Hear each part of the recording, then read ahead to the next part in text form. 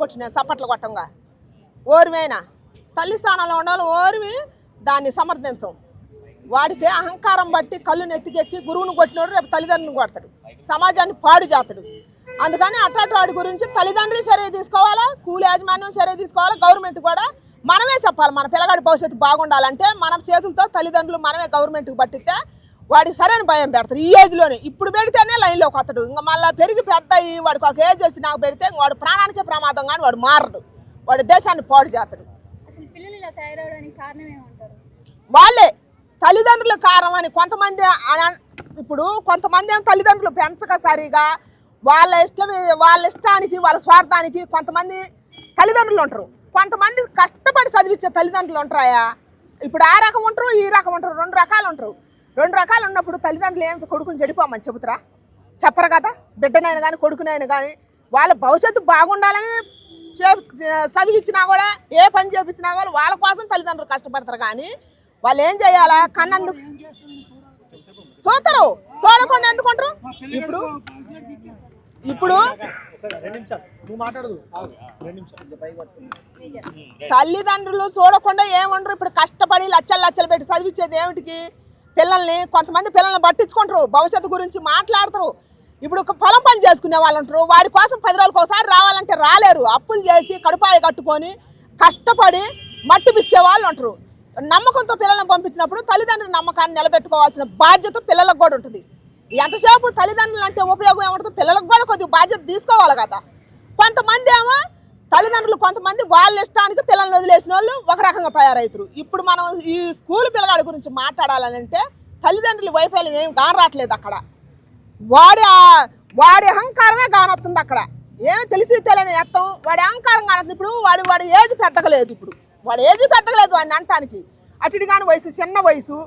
ఇప్పుడు తాత స్థానం తండ్రి స్థానంలో ఉన్నాడు ఆయన, పెద్ద ఆయన ఎగిరెగిరి గుద్దిండు. మనం ఏం మాట్లాడాలి దాని గురించి? వాడి భవిష్యత్తు గురించి తల్లిదండ్రులు వెనకేసుకొని రావద్దు. ఇప్పుడు తల్లిదండ్రులు కూడా మాట్లాడి మా పిల్లగాడి తప్పు లేదు, ఆయనదే తప్పు అని అంటే తల్లిదండ్రులు మనం నిందియాలి. వాళ్ళు అనలేదు కదా, వాళ్ళు అనలేదు కాబట్టి వాడి భవిష్యత్తు కోసం వాడి ఫ్యూచర్ బాగుండాలంటే వాడికి ఇప్పుడు తల్లిదండ్రులు కూడా వాడికి సపోర్ట్ చేయొద్దు. ఇప్పుడు ఆ స్కూల్ యాజమాన్యానికే సపోర్ట్ చేయాలి. ఇప్పుడు ఆయన గురువుని కొట్టినోడు రేపు మనల్ని కొడతాడు, ఖచ్చితంగా కొడతాడు. గురువుని కొట్టినోడు తల్లిదండ్రులు కొడటానికి వాడికి ఎంతసేపు పట్టుద్ది? తల్లిదండ్రులు కొట్టినోడు బయట సమాజాన్ని పాడు చేయడానికి ఎంతసేపు పట్టుద్ది? ఇవాళ ఈ వయసులోనే డ్రగ్స్కి అలవాటు పడ్డాడు, రేపు పెద్ద అయితే ఇంకా ఎంత ఇద్దం సృష్టిస్తాడు, ఎంత అరాచకం సృష్టిస్తాడు. అందుకని వాడి గురించి, వాడి భవిష్యత్తు గురించి, బయట సమాజం గురించి కూడా, ఇంకా పక్క వాళ్ళ గురించి కూడా పిల్లలు వాడిని చూసి కొంతమంది నేర్చుకోకుండా, అందుకని వాడి గురించి చర్య తీసుకోవాలి తల్లిదండ్రులు. ఈ కాలం ఎందుకు భయం లేదంటే మీ చిన్నప్పుడు కాదు, మా చిన్నప్పుడు కూడా అవ్వాలని చూసినా కూడా మేము భయపడతాం. మరి ఈ కాలంలో తల్లులు చూసినా భయపడతలా, తండ్రులు చూసినా భయపడతలా. ఇంకా గురువులను చూస్తే ఎందుకు భయపడతారు? బలు పట్టు ఎక్కింది, ఆడికి ఎక్కింది. చదువు లేదు, సంస్కారం లేదు, మంచి లేదు, మర్యాద లేదు. చదువు వదిలిపెడతారు, పని బాట వదిలిపెడతారు, బలాదురు దిగుతారు. 13 ఏళ్ల కంచి 14 ఏళ్ల కంచి కోరికలు పడుతున్నాయి అంటే ఎందుకు? వినాశకాలానికి ప్రబుద్ధులే కదా. అందుకే కదా మన తెలంగాణ కవి ఆయన ఎవరు, శ్రీశ్రీ ఎవర్రా, అంజిగారా నిరంజగారా, ఆయన చచ్చిపోయింది చూసినావు? అంజశ్రీ గారు ఏనాడో రాసిండు, మాయమైపోతున్నదమ్మా మనిషి అన్నవాడు మచ్చుకైనా కానరాడే మానవత్వం ఉన్నవాడు అని ఆ రోజుల్లోనే రాసిండు ఆయన. ఆ మాట ఇప్పుడు అనుకున్నా కూడా భూస్వం వస్తుంది అనమాట, అది ఒళ్ళు జలతడుతుంది. ఇప్పుడు వచ్చినాయి ఆ రోజులు. ఇప్పుడు ఈ ఏజ్లో వాడికి ముజిమైన వేసమే సరిగా రాలేదు, ఏజే సరిగా రాలేదు. గురువుని ఎగిరెగిరి బుద్ధిండు, స్పాట్లో ప్రాణం పోవచ్చు. వాడి వయసు ఎంత ఉంది? చూసిన వాళ్ళకు ప్రతి వాళ్ళకి కడుపు మండుతుంది. వదలొద్దు, కఠినంగా కాదు, వాడు మారటానికి తల్లిదండ్రులు కూడా సపోర్ట్ చేసి వాడిని గవర్నమెంట్కి పట్టియాలి. ఎందుకంటే వాడిని ఇప్పుడు వదిలి పెడితే సమాజానికి కానీ తల్లిదండ్రులకు కానీ చాలా నష్టం చేకూరే, వాడి భవిష్యత్తు కూడా నష్టపోద్ది అనమాట. వాడి వల్ల ఇంకా కొంతమంది పిల్లలు చెడిపోవటానికి కూడా అవకాశం ఉంటుంది. ఇప్పుడు చెడిపోయిన మనిషి పక్కన ఉంటే ఇంకా 4 చెడిపోతారా? అందుకని నేను చెప్పేది సమాజం మీద ఇప్పుడు కొంతమంది పిల్లల భవిష్యత్తు పాడైపోతుంది, వాళ్ళ భవిష్యత్తు పాడు చేయొద్దు. అందుకని నేను కోరుకుంటున్నా. అలాంటి పిల్లల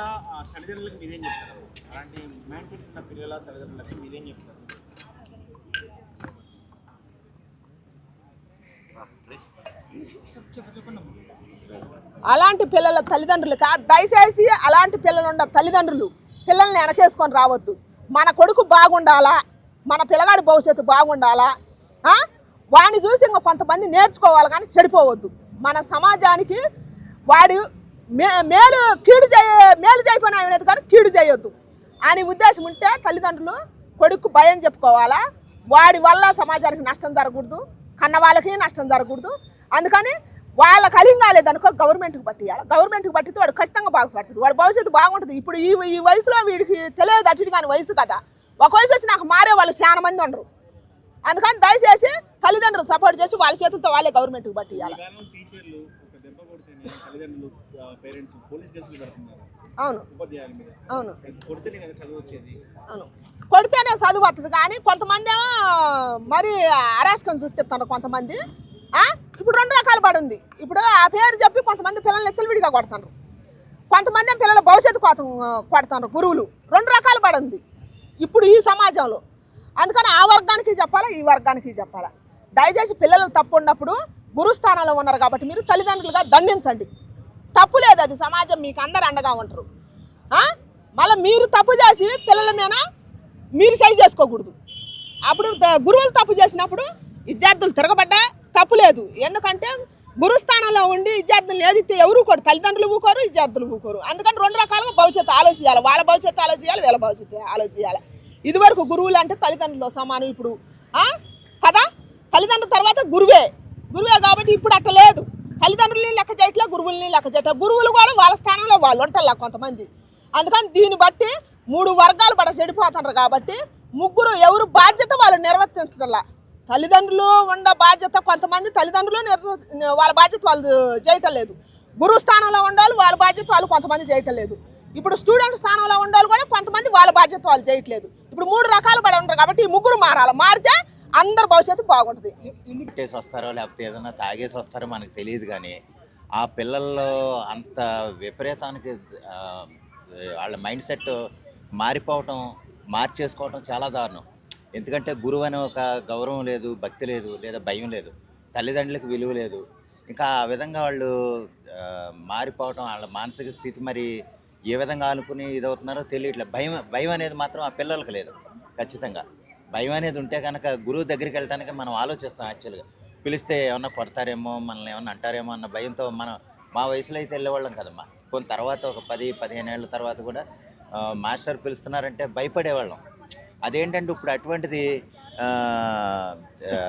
వెళ్ళి కొట్టేయటం, నానా రకాలుగా బూతులు మాట్లాడడం అనేది మరి వాళ్ళు ఏ విధంగా వాళ్ళ పెంపకమే తేడా అనుకుంటున్నాను నేను. సరైన తల్లిదండ్రుల పెంపకంలో పెరిగితే కనుక తల్లిదండ్రులు అంటే ఏంటి, గురువులు అంటే ఏంటి అనేది విలువలు తెలుస్తాయి.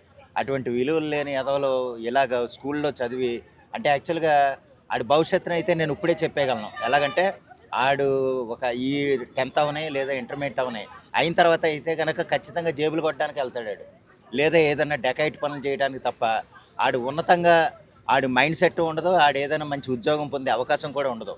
ఆ సంగతి ఆడికి తెలియట్లా. కొంచెం ఏమైనా సరే పిల్లలు కొంచెం వాళ్ళ మైండ్ సెట్ మార్చుకుని గురువులు అంటే ఏంటి, తల్లిదండ్రులు అంటే ఏంటి, సమాజం అంటే ఏంటి, భయం అంటే ఏంటి, భక్తి అనేది ఏంటి తెలుసుకుని వాళ్ళ కాన్సన్ట్రేషన్ చదువు మీద పెట్టి, వాళ్ళ మార్కుల మీద పెట్టి ప్రయోజకులుగా మారితే మంచిది అనేది నా ఉద్దేశం. ముందైతేనమ్మా ఖచ్చితంగా తల్లిదండ్రుల పెంపకం, లేదా సమాజం బాధ్యత కొంత ఉంది. సమాజంలో రకరకాలు చూసి గంజాయి కొట్టే నా కొడుకుల్ని చూడటం, ఆడు కొడుతున్నాడు కదా, వాడు ఎంజాయ్ చేస్తున్నాడు కదా, మనం ఎంజాయ్ చేయాలనుకోవటం, వాళ్ళు ఏదో డబ్బులు దొంగతనం చేసైనా సరే తల్లిదండ్రుల జేబుల్లో కానివ్వండి రకరకాలు, లేదా ఫ్రెండ్స్ సపోర్ట్ తీసుకునైనా డబ్బులు తీసేసుకుని గంజాయి కొట్టేసి ఇంకా ఆ విధంగా మారిపోతున్నారు. అది ముందైతే తల్లిదండ్రులు వాళ్ళని అబ్జర్వ్ చేయాలి, అబ్జర్వ్ చేసి వాళ్ళని మార్చే విధంగానే ప్రయత్నం చేయాలమ్మా.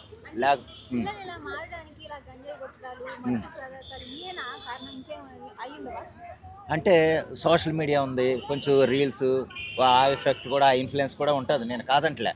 కానీ ఏంటంటే ఖచ్చితంగా అది ఏది మంచి ఏదో చెడు అని తెలుసుకునే మానసిక స్థితి అయితే మనకు ఉండాలి. ఇప్పుడు ఆడేదో మంచిగా చేస్తున్నాడో చెడుగా చేస్తున్నాడో, లేదో నిన్ను కామెడీగా చేస్తున్నాడో, నిన్ను ఇన్ఫ్లుయెన్స్ చేయడానికి చేస్తున్నాడో అని నువ్వు తెలుసుకునే పరిస్థితి నీ మైండ్కి ఉండాలి. లేకపోతే కనుక ఆడు బాగానే చేశాడు కదా, ఆడు గంజాయి కొట్టాడు కదా, నేను గంజాయి కొట్టేస్తానంటే కనుక ఉపయోగం ఉండదు.